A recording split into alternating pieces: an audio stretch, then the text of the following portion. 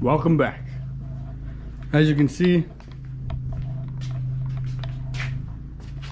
the laboratory is a lot more full than it once was. My mate Josh went and got himself some bikes. He's gonna fix up a bunch of parts in the boxes. That's all the old Mitsubishi engine parts that I'm selling. But today, it's time to tear this bad boy apart. We already pre-started just to check a couple of things. I wanted to see if there were some similarities or if there were possible differences between this and the LS400 UCF20's transmission, which is also an A3040. I think it's an E, or I'm not 100% sure, but anyway, so that front pump and that input shaft and its relevant clutch pack, I think it's the overdrive clutch pack, I can't remember, have to go in there. But as usual with your boy, I can never do things in stages. So we visited Rock Auto. I just straight up, if you want parts for your car, Rock Auto is the place to go. Prices are phenomenal. The delivery dates are always before their estimated time of arrival. Whatever the estimated time of arrival is, the parts always arrive before that. I can't say enough good things about these guys. These guys, absolute legends.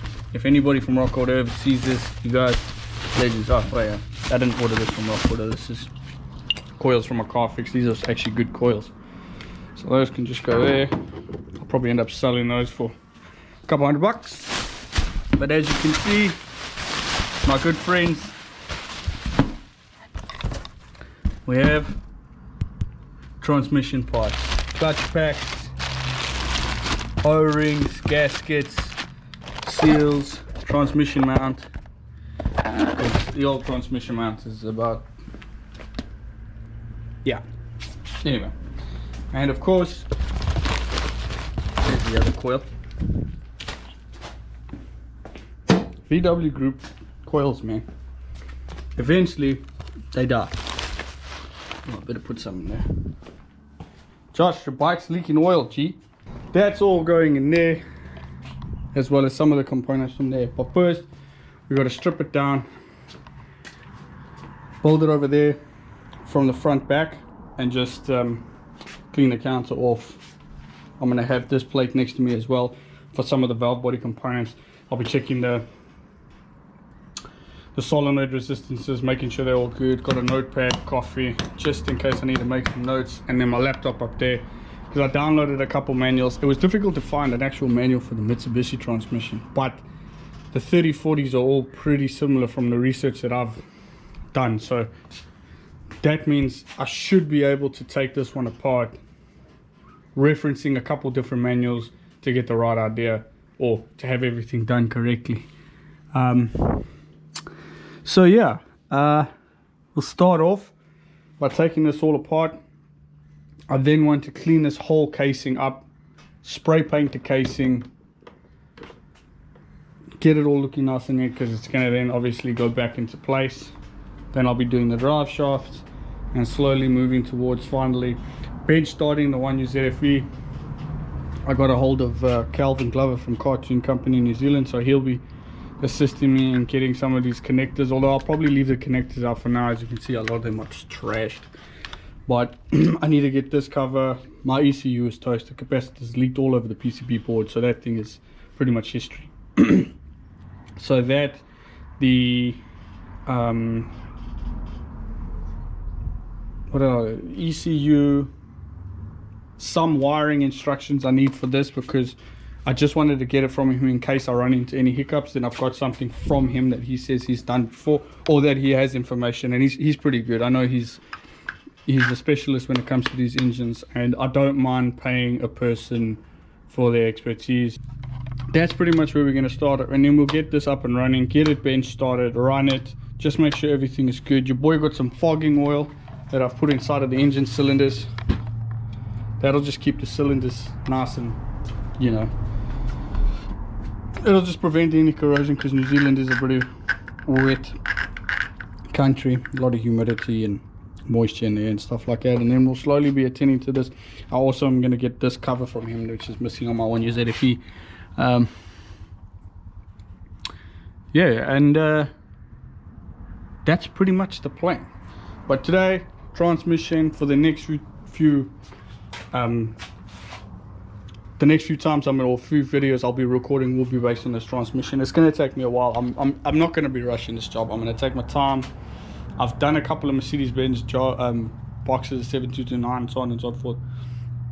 I've overhauled a couple in my time. I'm not completely a novice when it comes to automatic transmissions, but it has been a very long time since I've done one. I'm not familiar with the Aisin transmission. I'll try to record as much of it as I can, and slowly go along as we delve in. But yeah, I think that's about it, really.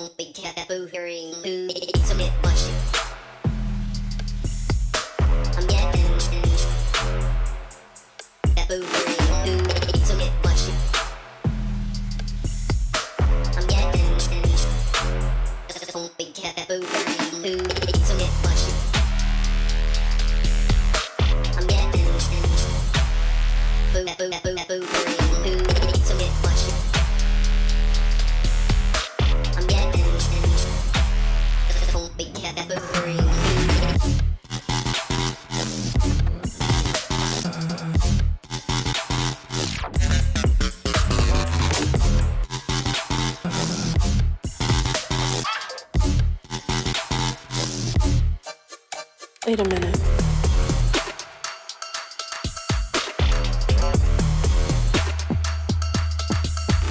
Wait a minute.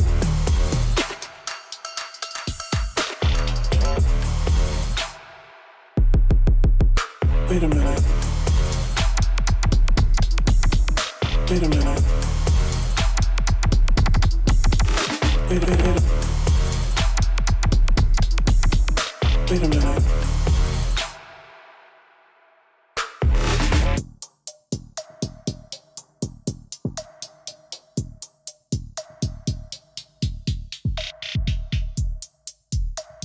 We've encountered our first mishap. I've been struggling on this range selector for a while now. Obviously the box has been in this car since 1995, and there's a lot of rust that is on this selection shaft through here that sits on the section of the range switch, which is preventing it coming off, and it's being a to get this off without trying to damage the range switch, because some of these parts you can't get them anymore. So it's becoming quite a task to get this off. I'm almost there. I've gotten it off most of the way, but the problem is to equally pull this off without some sort of a puller, which I don't have, and not damage the actual electrical part, which is this of the range switch. Obviously the range switch is what tells the transmission control unit you're in drive, neutral, park, reverse, so on and so forth, but also changes the direction of travel of oil pressure inside the actual transmission through the valve body.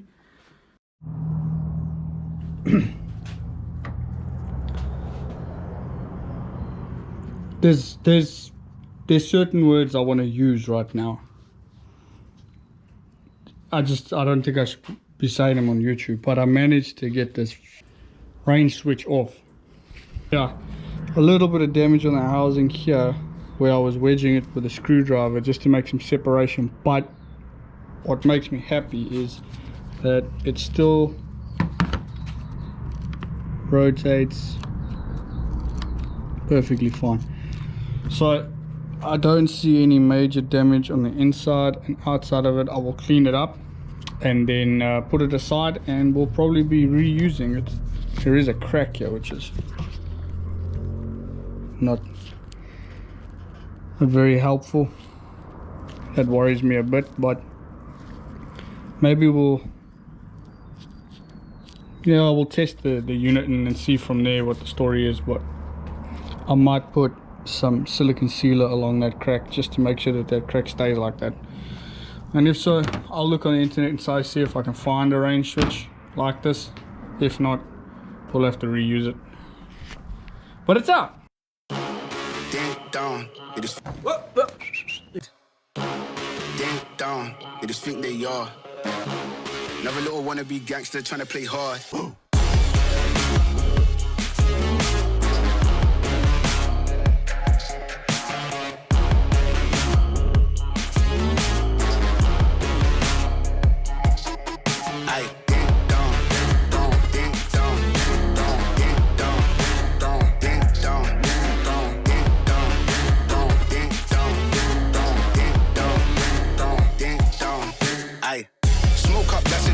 Free up the guys, then dip out the ends. Jump in the ride, then burn out the rims. Don't stop, don't catch the boy that I'm in. Now we on the block with the up for events. Skin kept close, could you plotting on them with the tits on 10. Back in the back, that's on tap, all ready to go and jump in.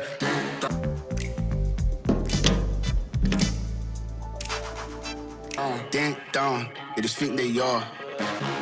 Another little wannabe gangster trying to play hard. Ding dong, they just think they are. Another little wannabe gangster trying to play hard. Ding dong, ding dong, ding dong, ding dong, ding dong, ding dong, ding dong, ding dong, ding dong, ding dong, ding dong, ding dong, ding dong, ding dong, ding dong, ding.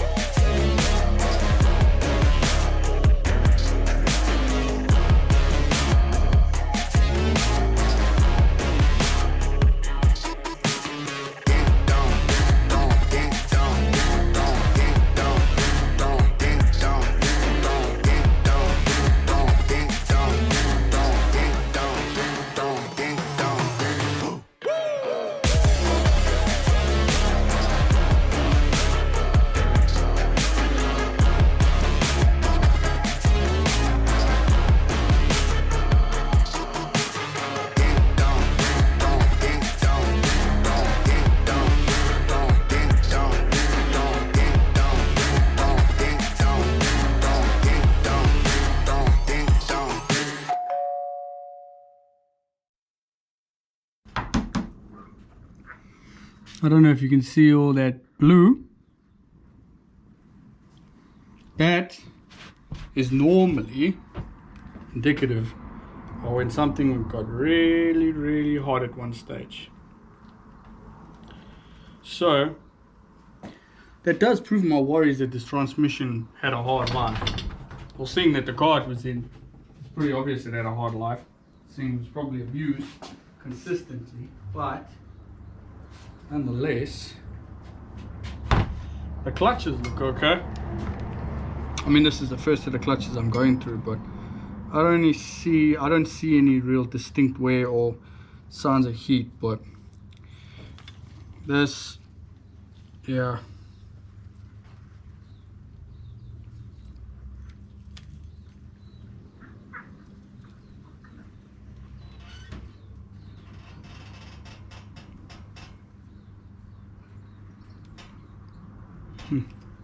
You gotta pay attention to when you're stripping this, because there's slight differences in you can see the ridge there on the front plate versus the rear, so there is a difference.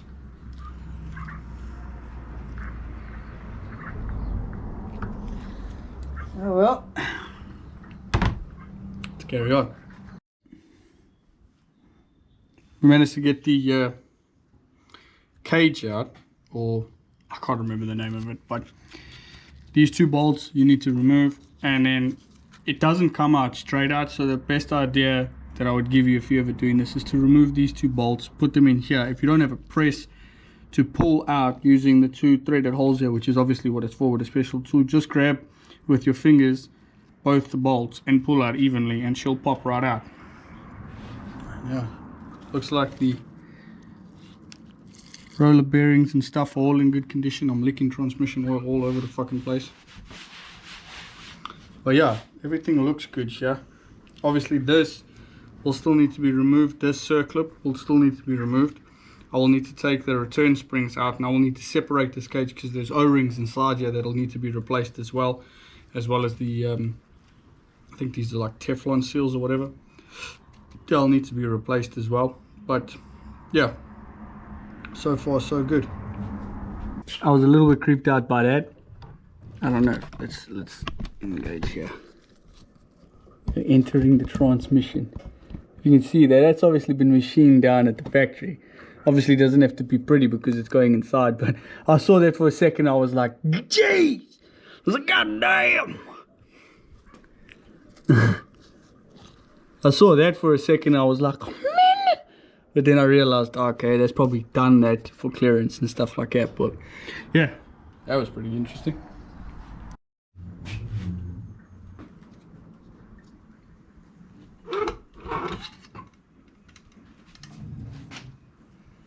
And this separates as well. So this pushing is good.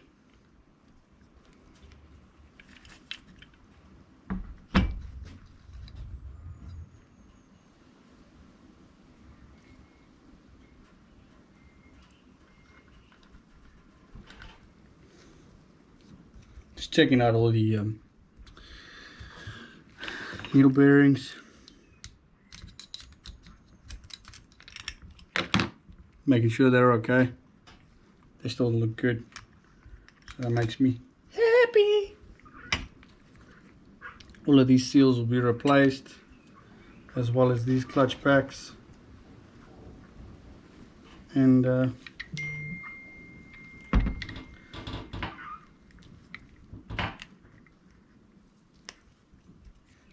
ball bearing in there. I wonder what that's for.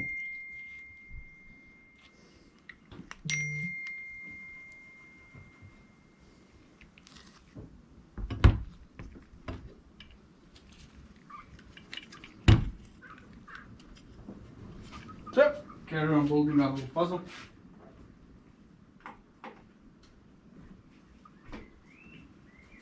So,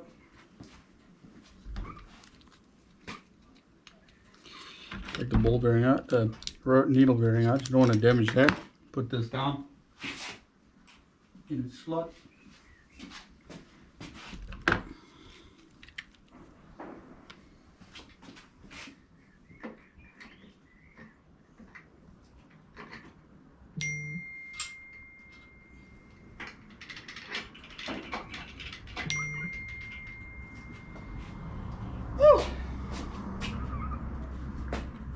Now we can remove the band, brake band.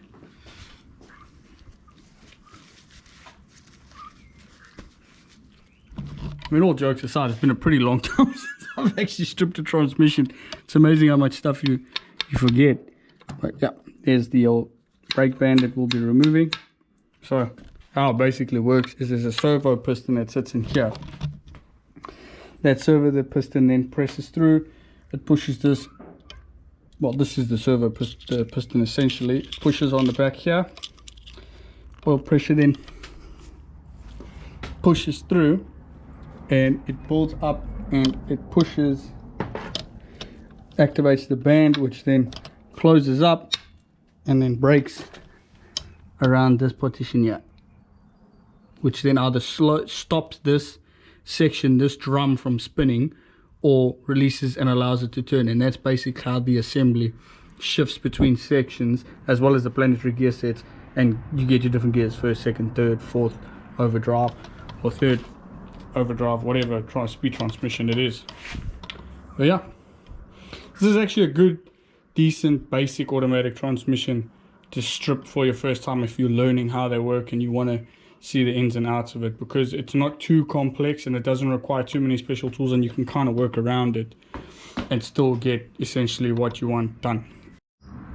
Okay, so when look at my glove just split, but when removing this band, essentially there's two circlips onto this rod. This rod feeds through the band like so, And on the other side, one circlip remains there, the other circlip remains here, and that allows the band to pivot on a point and to bite onto the drum and release. So essentially when you remove it, you just take those circlips off, you work the shaft through, remove the shaft, place it one side, and you can then press the band in and you can get it out. And that is your brake band. Also still absolutely fine, no problem. So once again, we are probably doing all of this for nothing. It's lunch.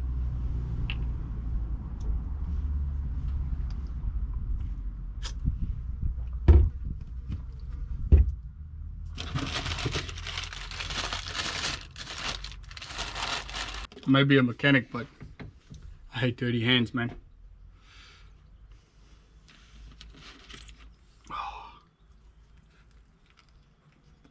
You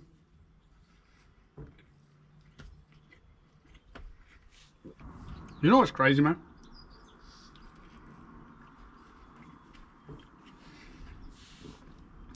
Of all the stuff we've invented as human beings, we've never come up with a more practical way and better way to store most of our consumable goods other than plastic. Like, we've been to space, we landed on the moon, you know, like we literally figured out how to split the atom and make bombs and turn it into a nuclear power plant that powers cities, you know. We've mastered physics down to the atomic level. What? Still plastic. I mean, it says it's recyclable and everything, but I heard a crazy stat that majority of your plastics don't even get recycled. Something stupid. Some stupid percentage, like only 40% or something. I could be wrong. Don't quote me on that. But anyway. Yeah.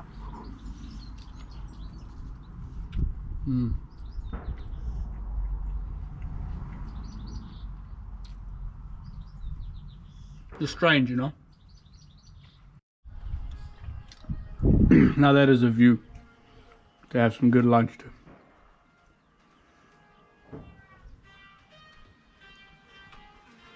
I love this country.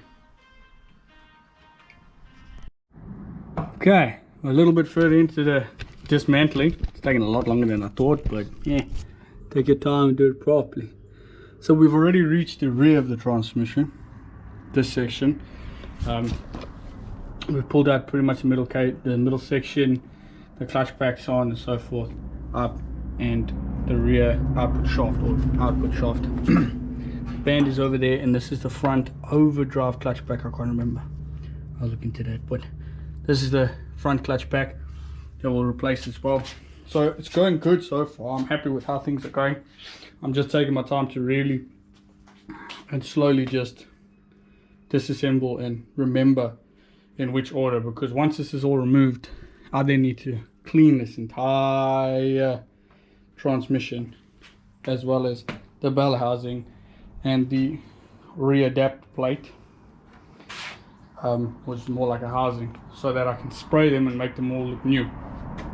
So yeah, the key is not to get flustered and just make sure. Oh, by the way, I misplaced this little guy earlier, couldn't find him and was sweating bullets. But anyway, found it. It was on the floor. Lucky I didn't kick it into oblivion.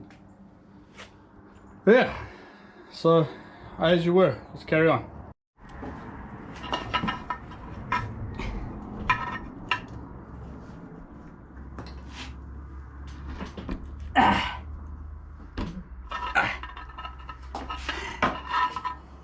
That is one strip transmission. Holy moly.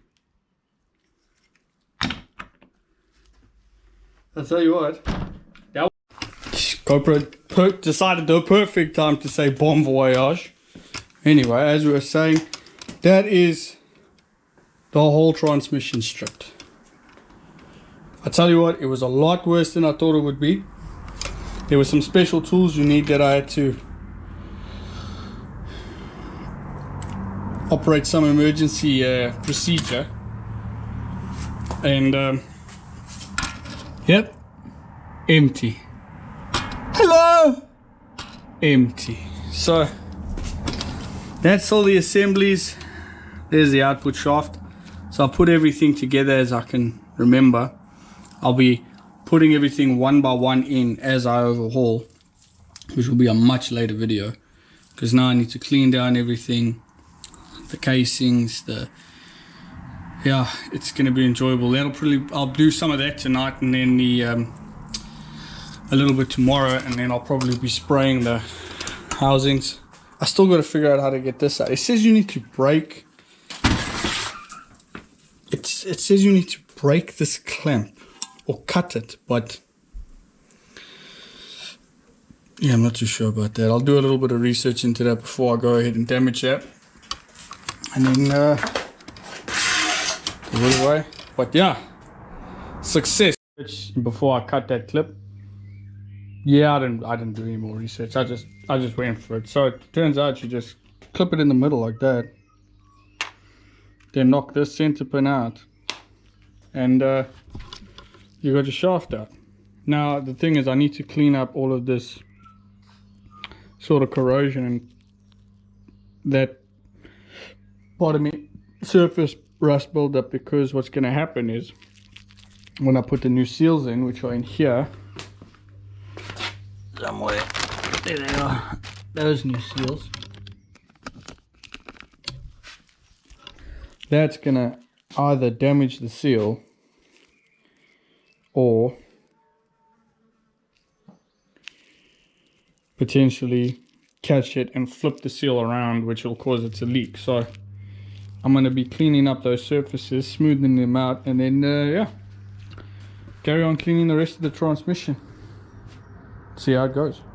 This is what you're waiting for. I think we're ready to rock.